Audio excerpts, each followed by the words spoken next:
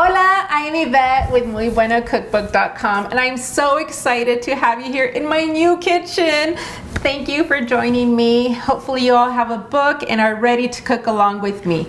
We're here to celebrate my new cookbook, Muy Bueno Fiestas. And this cookbook, it's full of recipes that I grew up enjoying. It's all of me in this book. It's a little bit of my culture, my traditions, the holidays that I celebrate. There's over 100 recipes in here, and I'm gonna make 2 of those recipes here with you today. We're gonna make a hatch chile potato salad and a spring fruit salad with tajín. So we're gonna get started with our hatch chile potato salad, and this recipe is inspired from my mom's old-fashioned potato salad that she would make for every holiday, every summer potluck.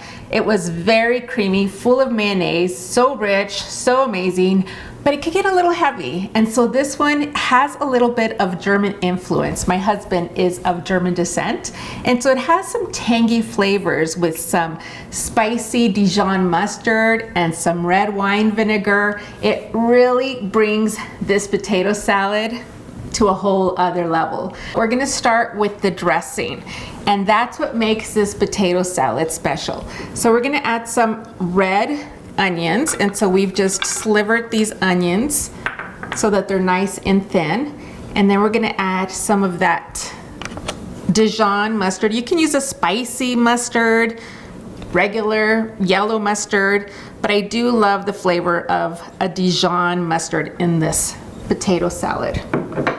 Then we're gonna add some red wine vinegar, and then we're just gonna mix all of this together, and that's gonna give your nice dressing.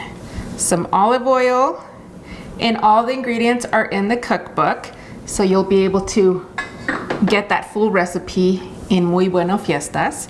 And then some mayonnaise. So we're gonna combine all of this and just make that really nice dressing. It already smells so good. So if you've ever had a German potato salad, you're gonna get hints of that German flavor, but then you're wondering, why does this belong in a Mexican cookbook? So what I'm adding to this is very unique, but it gives it a really amazing depth of flavor, and we're adding some hatch chile peppers. So hatch chile peppers were the chile peppers that I grew up with. I grew up in El Paso, Texas. New Mexico was our neighbor, so we always got hatch chiles. So when you get hatch chiles, you want to roast them. So I've already roasted them, and I have them here diced. I'm using 2 for this recipe. And if you don't have hatch chiles, because they're not readily available all year round, you can use Anaheim chiles, which are readily available year round. If you want something a little more mild, you can use poblano chiles. But I'm telling you, don't be afraid of the spice. It's really going to add an amazing flavor. So we're adding in our chopped chiles in here, and it already smells so good. Just, if you've ever roasted chiles at home, it's the scent that brings me back to my childhood. It's my grandma would always roast chiles to make homemade salsa, and that aroma just brings back so many childhood memories. And that's what my cookbook is all about. It's all about childhood memories, growing up in El Paso, Texas, being next door with my grandma. And you know, my grandma, she was born and raised in Chihuahua, Mexico, and always shared these amazing stories about her childhood and cooked amazing dishes. She was the matriarch of our family. And my mom, you know, we're both born and raised in El Paso, so we have like a lot of El Paso style recipes that are very unique.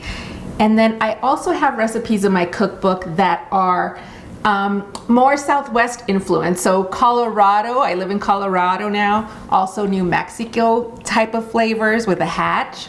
And then there's also recipes in this cookbook from my travels to Mexico. You'll get some little taste of Mexico City, from Puebla to the Yucatan. I mean, there's over 100 recipes in this cookbook, all Mexican inspired, and some crafts. It's like a party in a book, you guys. So I'm excited for y'all to give it a try. So what you want to do is you want to cook your potatoes, and for the sake of time, I already cooked the potatoes.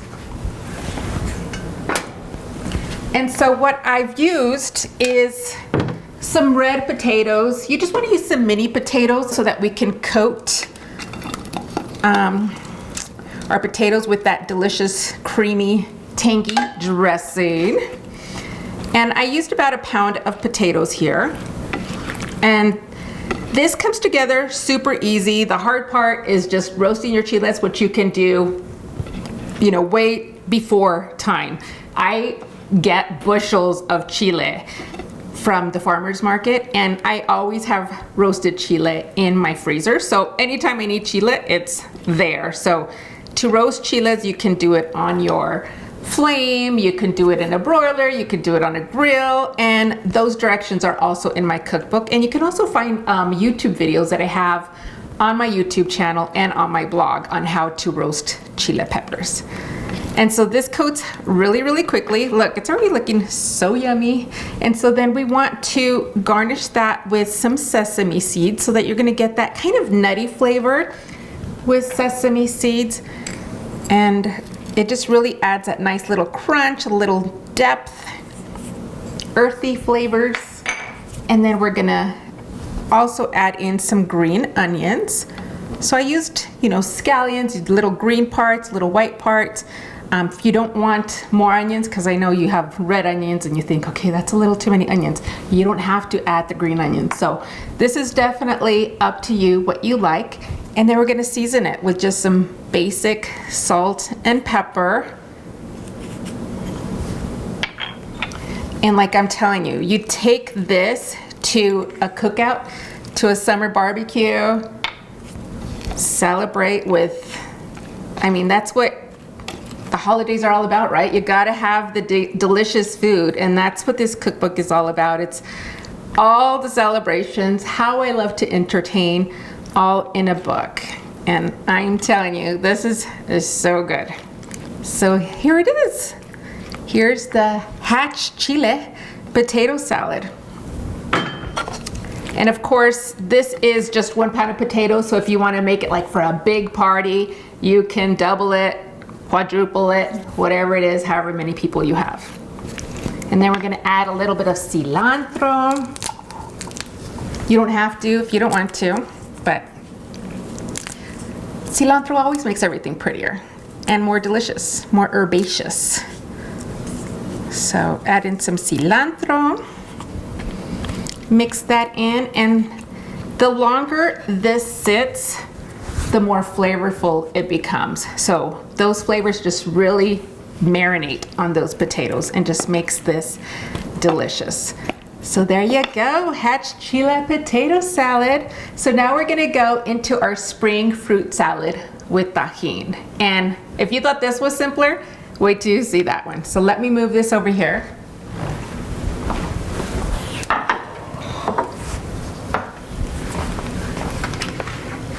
And thank you to Melissa's Produce for providing all this gorgeous produce. I mean, if this is not a little fiesta platter, I don't know what is. It screams spring, summer, it's just gorgeous. So what we're gonna do, we've already done the hard part, right? The hard part is always chopping everything. So I'm gonna walk you through all the fruits that we're using here. We're just gonna combine them. And this dish is inspired from Mexican street food vendors. When you go to Mexico, you'll always see stalls of all this delicious tropical fruits. And you can either get it in a cup. I have another recipe in my cookbook where it's fruit in a cup, and you can add some chamoy, which is like a tangy, spicy sauce, and sprinkled with tajin, so it's sweet with all the fruits, but then saucy and spicy with that chamoy and that chili powder.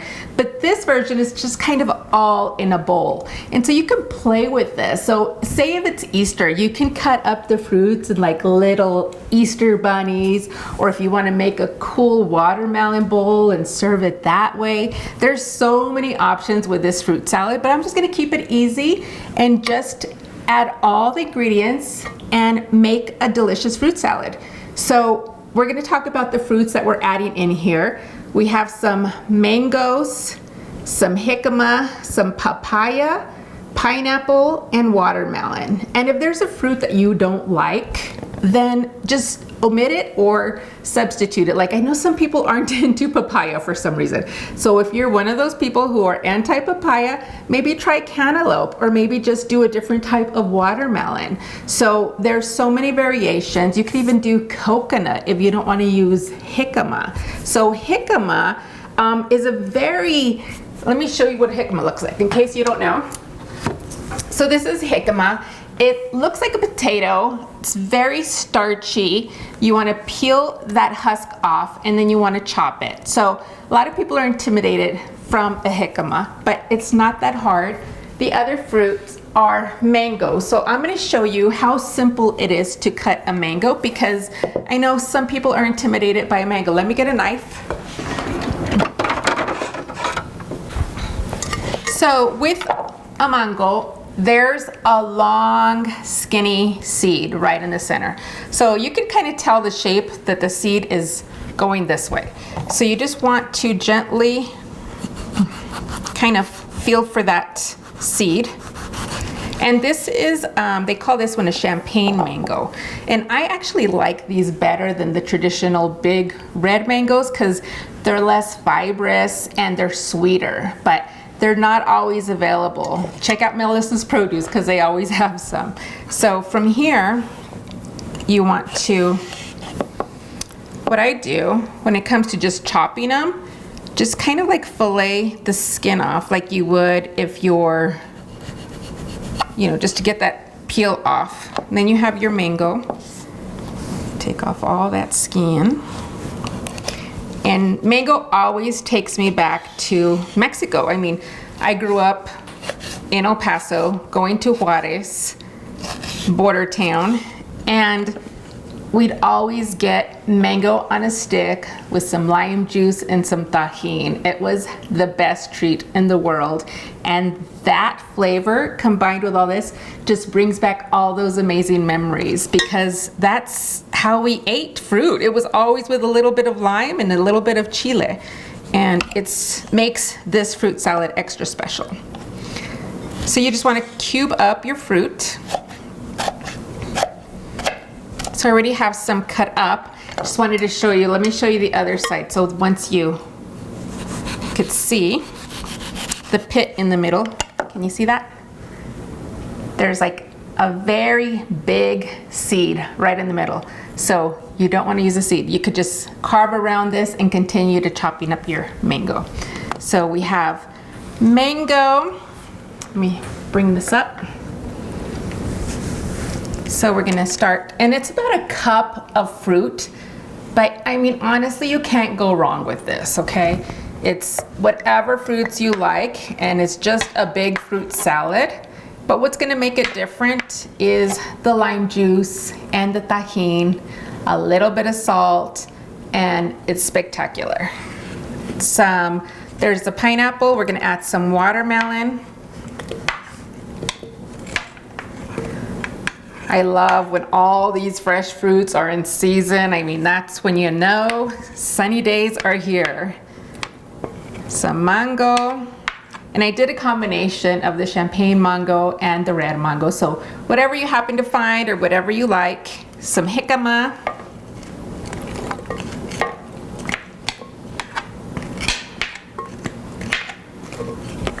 And papaya.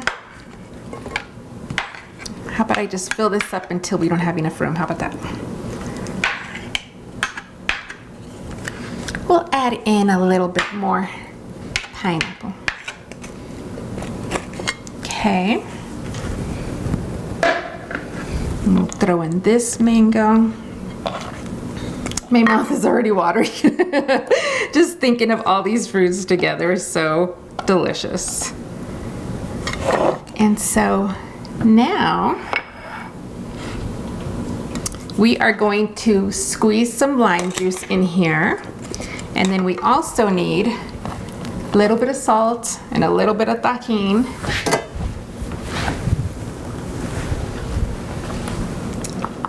So I'm gonna drizzle some juice, some lime juice. And the way to get a lot of juice out of your lime is to roll your limes on your counter for a bit. That's really gonna help soften up those limes and get a lot of that juice out. Something about limes just makes you salivate, huh? Can't have a party without them, at least in a Mexican party. And then we're gonna toss this all around. And this is a great no-cook recipe. I mean, anybody can do this. If you have some simple knife skills, you can make this delicious fruit salad. And like I said in my cookbook, I also have the Mexican fruit cups, which are so cute if you don't want people to be sharing a spoon at a party. You just do individual cups and serve it that way. You can even do that with this instead. So you could just serve this in small little solo cups, and then that way everybody just has their little fruit cup to go. So then if you've never tried tajin, it's a chili lime blend with some salt. And they have a low sodium one if you want a low sodium alternative.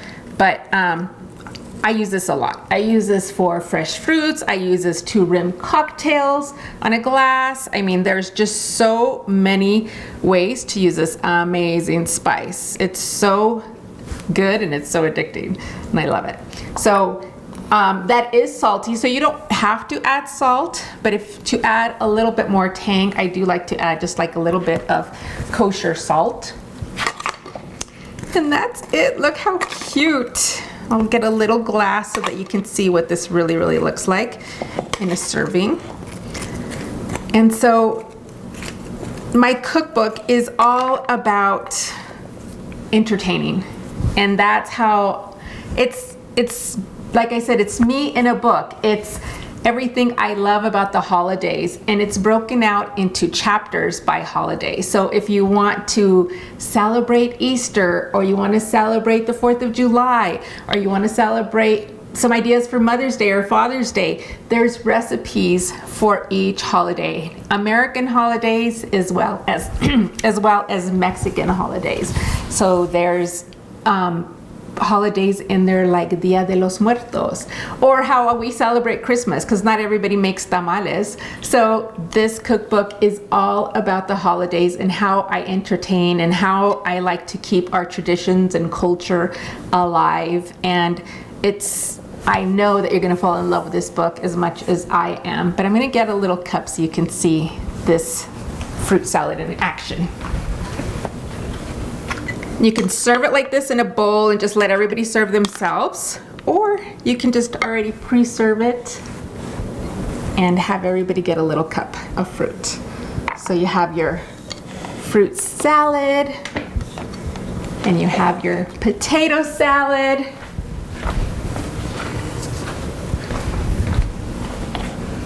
and you have a fiesta, guys. It's everything that your guests will love. Thank you so much for taking the time out of your busy schedule to make these delicious recipes. And for those of you who haven't given Muy Bueno Fiestas a try, I hope this inspires you to check out my cookbook. It's filled with so many delicious recipes. Oh, look at here, hatch chile potato salad. So here you can see what the recipe looks like, and what I really try to do is have a photo with each recipe, because I know I'm a visual person and I need to have photos for every recipe. This is one of my favorites, elote. So you've had Mexican street corn. This is a delicious one when their corn is in season, and I mean that's what brings like every summer barbecue. But this Mexican style one is gonna take your cookout to a different level. So we have, this is chiles en nogada. So this is a very traditional dish made with poblano chiles, and it's very traditional for Mexican Independence Day because you have the red, white, and green colors of the Mexican flag. So it tells a story of why that is, and in this chapter there's a lot of fun red, white, and green inspired dishes. So we have paletas with strawberry and pistachio, which how beautiful is that? Just shows the perfect flag, Mexican flag. Then we have agua de tamarindo, which is a very traditional agua that you have when you go to any Mexican restaurant. You have, you know, all the aguas frescas. So agua de tamarindo is just super unique. It's tart, kind of like a sun tea, but just so delicious. And then we have a fun Halloween chapter. So there is literally every holiday in here, Mexican and American holidays. This is Chile Colorado con carne y papas. This dish was a dish that my grandma made all the time. Made a homemade red chile sauce. It's kind of a stew, and it's not overly spicy, but it is made with red chile, and you just eat it with some homemade corn tortillas, and oh, that's like comfort in a bowl. It is so good. Then we have, oh, look at how cute. These are witch fingers for Halloween. So my kids loved making these growing up, and so they had to make it in the book. It's just so fun if you're hosting a Halloween party or, you know, just something fun for the kids. This is el ojo. Remember that agua de tamarindo I showed you? This is a cocktail with agua de tamarindo, and it's inspired from my grandma because it's a big Spanish culture, a lot of home remedies, a lot of wives' tales. So when I was little, and if I was sick for no reason, she would always say, es porque alguien te dio el ojo, mal de ojo, which means like somebody gave you the evil eye. So this cocktail is inspired of just something funny that my grandma used to say, and just, you know, brought me comfort and all those delicious flavors of home. Dia de los Muertos, for those of you who know me, know that I love to honor my grandma. She's a big part of who I am and what it is, why I do what I do. And I set up a home altar every year for her for Dia de los Muertos. And so I have a chapter with a lot of traditional dishes for that holiday and some new twists on Dia de los Muertos so that everybody can celebrate. So I share how to set up a home altar and some traditional recipes like, ooh, okay, this is a yummy one. Spinach chile verde tortillas. So my grandma always made homemade tortillas. And so this is, again, inspired from green chile that we used to eat in El Paso, but with some spinach. This is sopa de verduras, which is a vegetable soup, great for the fall. Oh, another chile recipe, red chile, because my grandma always made red chile. So these are Chile Braised Pork Ribs. So a lot of fun fall and festive dishes for the Dia de los Muertos. This is camotes en miel, I can never say that word, it's so hard. It's a tongue twister. Camotes enmielados. So enmielados is like in a syrup. So it's a piloncillo syrup that just is soaked into those sweet potatoes, and oh my gosh, it's so delicious. And then pan de muerto. Pan de muerto is a very traditional dish for Dia de los Muertos. It literally translates to bread of the dead. And so what happens in Mexico is a lot of people place pan de muerto on a gravestone in honor of their departed loved ones.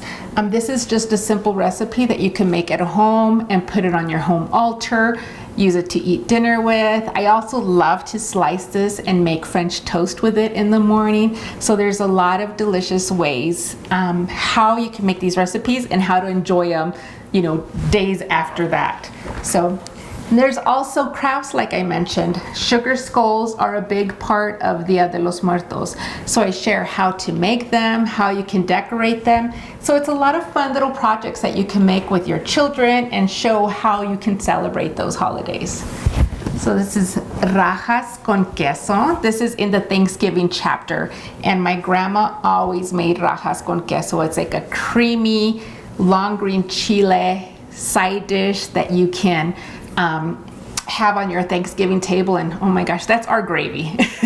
This is what we put on our mashed potatoes or on our turkey, and it's so delicious. So like I said, there is over 100 recipes in this cookbook, and I know you are gonna fall in love with it as much as I am in love with it. So buy this, buy it for your family, buy it for your friend, your comadre, your tias, everybody that you love and care for, because it's Mexico in a book. It's all the traditions that I love, my culture, my heritage, and just hope that this brings you special memories to your dinner table and to your fiestas like it has mine. So thank you again so much for cooking along with me and for letting me share Muy Bueno Fiestas with you. Adios.